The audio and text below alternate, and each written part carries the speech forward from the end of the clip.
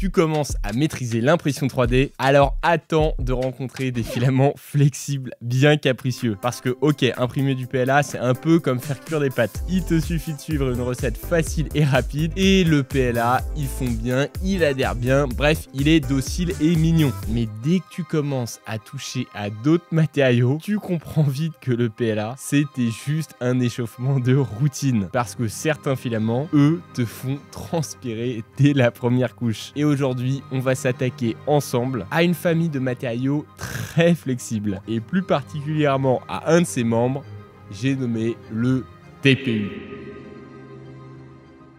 Et puis, si tu veux vraiment en apprendre plus que ce beau petit tuto de 10 minutes, tu peux aussi te former à l'impression 3D directement avec nous à la nouvelle école. Nos formateurs dont l'impression 3D est la passion, mais aussi le métier, je te concocte un apprentissage théorique et pratique et qui sera totalement personnalisé selon tes besoins. Et cerise sur le gâteau, la formation elle est reconnue par l'État et finançable jusqu'à 100%, notamment via ton CPF. Tu apprendras si tu le souhaites à imprimer du TPU comme un chef, mais aussi tout simplement réaliser tes projets en impression 3D. Donc si ça t'intéresse, je te mets le lien directement en description, mais si tu préfères, tu peux directement nous appeler. Avant de rentrer dans le cœur du sujet, laissez-moi vous faire une rapide présentation de notre invité du jour. J'ai donc nommé le TPU, ou plutôt le polyuréthane thermoplastique. Cette matière, elle est évidemment réputée pour sa souplesse, mais aussi sa résistance. Dites-vous qu'il sera bien plus élastique que tous les autres matériaux classiques. Ce dernier, lui, ne subira aucune déformation, même si tu essayes de le tordre dans tous les sens. À la fin, il reviendra à sa forme initiale. On compare souvent le TPU flexible à du caoutchouc. L'autre avantage pour le TPU, et comme souvent en impression 3D, c'est que pour une matière, il y a en réalité plein de dérivés. Vous pouvez trouver du TPU 95A, 45D, 64D. Bref, il y a tout un attirail de TPU différents. Ils sont en fait classés en fonction de leur flexibilité. Et c'est ça qui est très cool parce qu'avec le TPU, tu vas pouvoir faire des impressions complètement différentes. Et ces derniers pourront répondre à des besoins spécifiques à chaque fois, étant donné que ces derniers n'auront pas la même flexibilité. Pour ta gouverne, la lettre D indique des TPU qui sont rigides et A quand on est vraiment sur des TPU extrêmement souples. Et plus le numéro derrière est important, plus il est rigide. Donc du TPU A95, c'est un TPU qui est quand même assez rigide. Pour ce qui est du prix maintenant, c'est une matière qui est très économique. Les premiers prix, c'est aller 15 € le kilo et ça peut monter à un peu plus de 30 kg en fonction du type de matière. Donc ce qui est quand même pas très éloigné qu'un classique PLA. Bon voilà, maintenant que tu connais un peu mieux le TPU, on va maintenant tenter de t'apprendre à l'apprivoiser et comprendre comment tu vas pouvoir éviter des prints foireux en maîtrisant correctement l'impression. Une des raisons principales pour laquelle les impressions en TPU échouent, c'est l'eau. Oui, H2O, vital pour l'homme certes, mais clairement néfaste pour le TPU. En effet, ce dernier, durant l'impression, réagit très mal à l'humidité. Un peu comme ce qu'on peut avoir avec le nylon, où là aussi c'est une horreur. Un TPU qui est humide, il va en fait carboniser au moment de l'impression, lorsque la buse, elle va en fait chauffer. Et la conséquence de tout ça, c'est que le filament, il risque d'obstruer votre passage. Et ça provoque souvent un bon vieux bouchage de buse en bonnet due forme. Donc comment savoir à l'avance si ton TPU est mouillé ou non? Si ce dernier, il est moins brillant et moins régulier que d'habitude, et bah c'est certainement que l'humidité a déjà bien attaqué ton filament. Et si malgré l'humidité, tu as la chance de ne pas avoir ta buse qui se bouche, et bah tu peux néanmoins obtenir ce petit aspect granuleux un peu dégueu sur tes couches d'impression. Bref, ici, la solution, elle est toute bête, c'est tout simplement de sécher ta bobine de TPU avant chaque impression. Mais attention par contre, le TPU reprend vite l'humidité. Donc même si tu as déshumidifié ta bobine, mais que tu lances une impression de plusieurs heures, ta bobine aura potentiellement le temps de redevenir humide. L'astuce est notamment mettre ta bobine dans un boîtier de séchage ou alors d'imprimer dans une pièce qui est ultra sèche, genre pas ta salle de bain. Sache que tu peux trouver des boîtiers de séchage pour une 50aine d'euros. Après évidemment, tu peux utiliser le système D et mettre ta bobine dans un four, le tout pendant 10 heures, thermostat 8. Non, évidemment je rigole, faut que ce dernier soit à moins de 40 degrés. Sinon ta bobine va évidemment fondre. Deuxième facteur crucial. Et là, cette fois-ci, ça dépend vraiment de toi. c'est évidemment la vitesse d'impression. Malheureusement donc pour les Unsenball de l'impression 3D, va falloir ici clairement se calmer car le TPU, tu ne peux évidemment pas l'imprimer à la même vitesse que le PLA. Les filaments flexibles, comme leur nom l'indique, sont souples et ils vont donc se tordre plus facilement. Ils vont baver, bref, ils seront plus compliqués à imprimer. Donc ici, tu peux clairement oublier les prints à 500 mm/s de moyenne et les pointes d'accélération à la Christophe Lemaître. Dis-toi que sur les anciennes machines, on avait l'habitude de dire que le TPU, il devait s'imprimer entre 20 et 30 mm/s.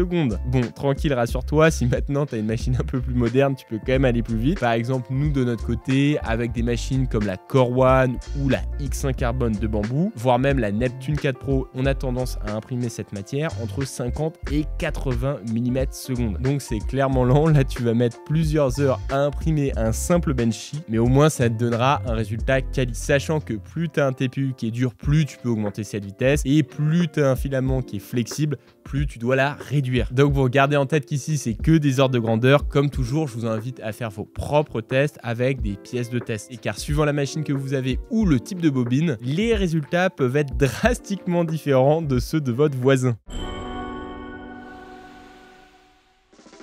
Dernier conseil, enfin pas vraiment, je vous réserve encore 2-3 petits tips bonus pour la fin. Mais disons que c'est le dernier gros conseil. Parlons maintenant de la rétraction et de l'extrusion. La rétraction, c'est quand l'imprimante tire un peu le filament en arrière. Et ça se fait normalement à chaque fois que la buse se déplace sans imprimer. Pourquoi? Quel est l'intérêt de cette manœuvre? Eh bien, ça évite tout simplement que votre filament coule lorsque votre buse se déplace. Sans ce fameux système de rétractation, tu auras en fait des filaments qui couleraient de ta buse un peu partout et ça dégueulasserait ton impression. Et ce problème, tu l'as peut-être déjà rencontré, ça s'appelle du stringing. Mais le gros problème, c'est que le TPU, lui, il est souple comme du chewing-gum. Alors, quand on va le rétracter et qu'on va tirer trop fort le filament en arrière, eh bien ce dernier il peut se tordre, s'écraser et potentiellement bloquer l'extrudeur. Donc pour éviter ce drame, il faut changer quelques petits paramètres dans ton slicer. Ensuite, pour ce qui est de la distance de rétractation, moi je te conseille de mettre au maximum 2 mm. Ça veut dire que ton filament va être ramené en arrière de 2 mm. Et après, pour ce qui est de la vitesse de la rétractation, là je te conseille d'avoir une vitesse super basse de 20 mm/s.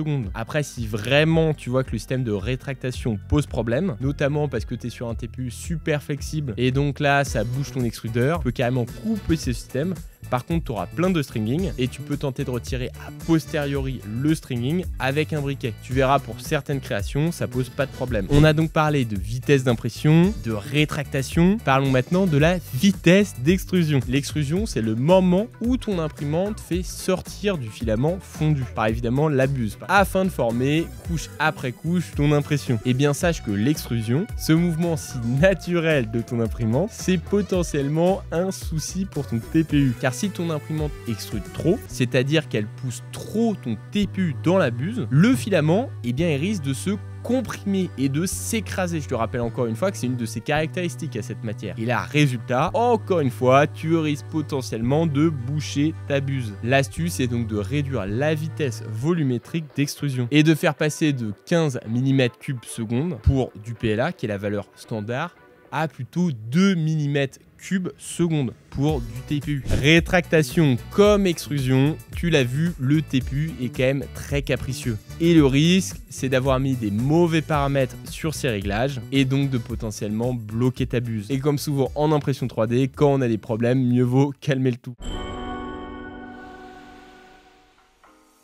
Bon, on ne pouvait pas te laisser avec ces 3 conseils, donc voici aussi quelques autres astuces et explications concernant l'impression du TPU. On n'en a pas parlé assez, mais c'est important de faire la différence entre les imprimantes 3D dites Bowden et celles en Direct Drive. Une machine avec un système Bowden, c'est ça, c'était notamment le cas de la fameuse Under 3. On a le moteur sur le châssis de l'imprimante et le filament, il est poussé du moteur vers la tête chauffante, et ça via le tube Bowden. D'où le nom du système. Pour les machines qui sont en Direct Drive, comme par exemple la Neptune 4 Pro, là vous allez voir le moteur qui est au-dessus de la buse, qui est en mouvement. Je vous le dis tout de suite, de nos jours, si vous avez une machine récente, vous êtes sûrement en Direct Drive. Et ça, c'est une chance, car le TPU et le système Bowden ne font clairement pas bon ménage. En effet, comme le TPU, il est souple et il peut s'étirer, et bien là, votre fil en TPU, il risque de se comprimé dans le fil Bowden qui est bien long. Et dans ce cas-là, il risque potentiellement de se bloquer. C'est pour ça qu'on recommande toujours d'utiliser une imprimante 3D en direct drive pour imprimer du TPU. Bon,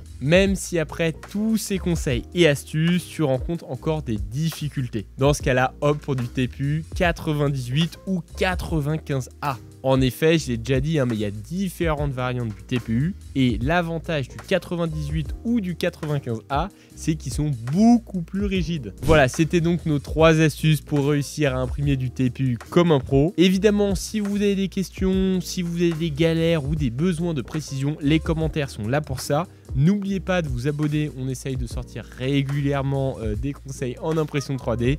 Et évidemment, si vous souhaitez vraiment maîtriser l'impression 3D et aller au-delà d'un petit tuto de 10 minutes, je vous invite à découvrir notre formation en description sur l'impression et la modélisation 3D. On a des formations en individuel ou en groupe en fonction de votre situation. Et moi, je vous dis à très vite.